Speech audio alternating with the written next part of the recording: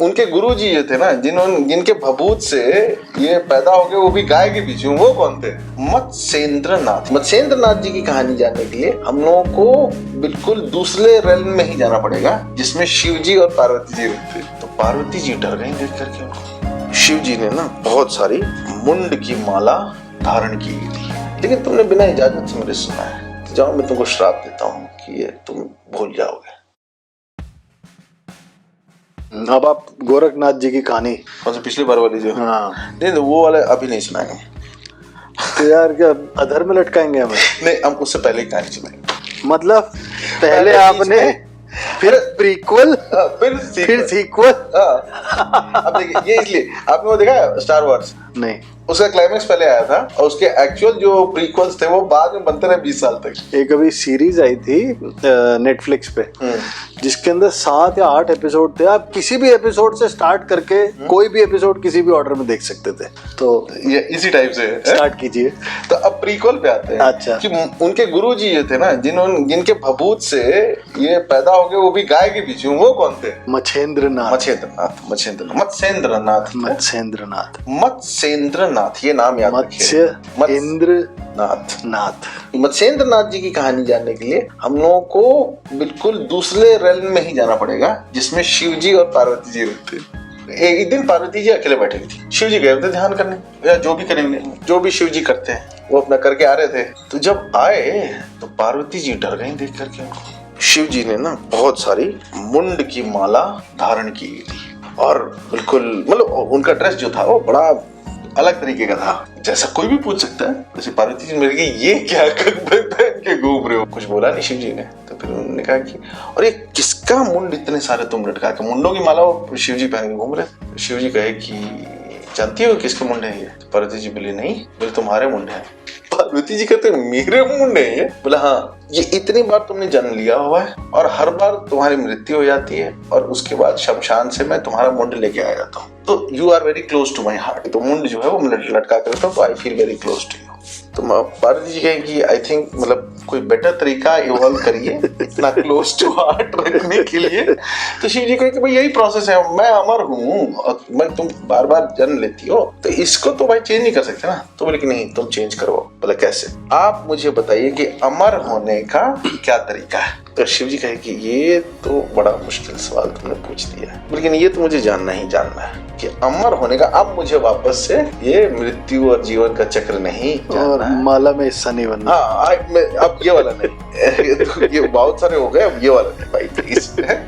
तो फिर पार्वती जी, शिव जी ने कहा कि ये तो अमर कथा है, ये तो अमरत्व की कथा है, तो ये तुमको कैसे सुनाऊं मैं? तो उन्होंने बोला कि क्यों सुना दीजिए, जैसे आपने इतना सारा मुझे ज्ञान दिया है अगम निगम का, वैसे अमरत्व की भी कथा सुना दी। बोले नहीं, ये तो गुप्त में भी महागुप्त है। अगर ऐसा हो गया तो फिर दुनिया का जीवन चक्र ही चलना बंद हो जाएगा, है कि नहीं? अगर ये बात बाहर आ गई कि अमर कैसे होते हैं, तो फिर तो दुनिया चलानी मुश्किल हो जाएगी। तो पार्वती जी ने जिद पकड़ ली ना, अब नहीं, अब ये तो बताना पड़ेगा। तो उन्होंने कहा कि अच्छा चलो एक गुप्त स्थान खोजा जाए, पहले ऐसी गोपनीय जगह जहाँ कोई हमें ना सुन सके, कोई नहीं सुन सके। तो पार्वती जी बोली कि एक हाथ है कैलाश से अच्छा। तो बोले नहीं, कैलाश में तो ऐसे ओवर पॉपुलेटेड है हम लोग, है कि नहीं? यहाँ पे नंदी है, यहाँ पे वो मूषक है इसके, गणेश के, और मतलब बहुत सारे लोग हैं यहाँ पे, मोर हैं, सर्प हैं, सारे लोग तो यहीं पे हैं। तो भाई यहाँ तो ये सही जगह नहीं है। तो फिर पार्वती जी बोली कहा? तो बोली एक जगह हो सकती है समंदर के बीच में, वहां कोई नहीं रहेगा, तो वहां मैं तुमको ये ज्ञान दे सकता हूँ या ये अमर कथा सुना सकता हूँ। तो पार्वती जी कहे चलो योर चॉइस। तो फिर वो शिव जी जो है वो एक नाव में बैठ गए और पार्वती जी को बीच समुद्र में लेके गए, वहां कोई नहीं था। फिर पार्वती जी ने कहा कि अच्छा अब तो ये हो गया, तो सुनाओ, अब बताओ, नाउ सेटिंग इज राइट। बोले ठीक है सुनो। तब फिर शिव जी ने पार्वती जी को ये अमर कथा कहानी शुरू, और सुनाते गए काफी लंबी कथा थी। सुनाते गए पार्वती जी सो गई। शिव जी तो अपने मूड में सुना रहे थे, वो बिल्कुल ट्रांस में चले गए थे और सुना रहे, ध्यान नहीं दिया कि पार्वती सो गई हैं। अब शिव जी तो मूड में थे। तभी क्या हुआ कि एक मछली थी जो साइड में थी इस बोट के, और वो सुन रही थी। मत्स्य था, मतलब अच्छा। मछली नहीं, अच्छा। मछली का हस्बैंड या पुरुष मछली, तो वो नहीं सोया।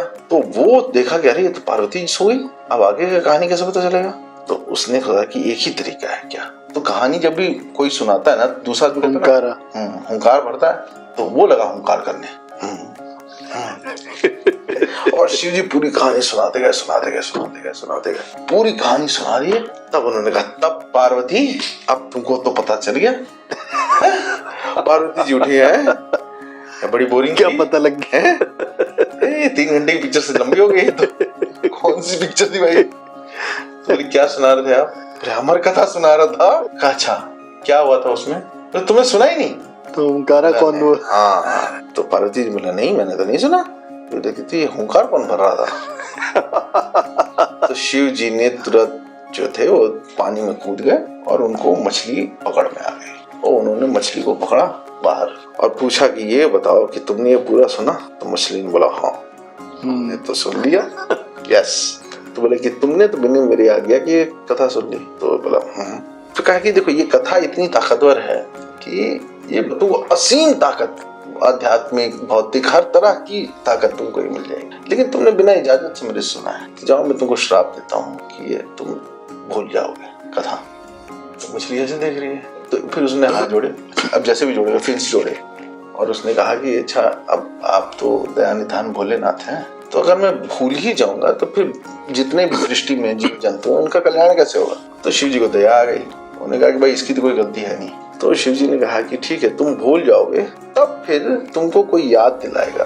तुम जब याद तुम्हें आ जाएगी ये कथा, तब उसके बाद ये कथा श्रेष्ठ हो जाएगी और तुम किसी को देने लायक हो जाओगे। लेकिन ये याद तुम्हें कोई दिलाएगा, और जब तक वो याद नहीं दिलाएगा तुम्हें याद नहीं आएगा।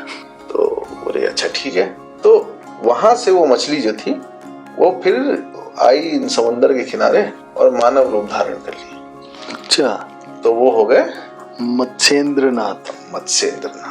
मैं बहुत ज्यादा श्योर नहीं हूँ, लेकिन फिर उन्होंने बड़ी जबरदस्त उन्होंने किया, शायद आदिनाथ जी ने बड़ी भयंकर तपस्या की। वो भूल गए थे कथा यार। तो शिव जी फिर प्रकट हुए पहाड़ के ऊपर। उन्होंने ज्ञान नहीं मांगा शिव जी से, उन्होंने कहा कि मुझे शिवत्व ही दे दीजिए। तो शिव जी ने कहा कि शिवत्व अगर मैं दे दूंगा तो फिर तुम शिव रूप ही हो जाओगे। तो बोले कि हाँ मुझे शिवत्व ही चाहिए, मुझे कोई ज्ञान नहीं चाहिए। तो फिर शिव जी ने शिवत्व दे दिया। तो ना उनके चेहरे पे शिव जी के बड़ा तेज था, और तेज जो था वो उनके कान के कुंडलों से आ रहा था। बड़े बड़े कुंडल पहने थे शिव जी ने। उनको कहा कि प्रभु जब आपने मुझे शिवत्व दे ही दिया है तो ये कुंडल भी दे दिए। तो उन्होंने बोला कि हाँ ये कुंडल तो उसी का स्रोत है, लेकिन अब क्या है ना कि ये कुंडल मैं नहीं दे सकता, तो इस कुंडल की छाया मैं तुमको दे देता हूँ। तो छाया दे दी। वो छाया ही कितने चमकते हैं कुंडलों के समान। तो जितने भी आपके नाथ संप्रदाय के साधु होते हैं उनको पहचाना ही सही जाता है कि उनके कान में वो कुंडल होता है।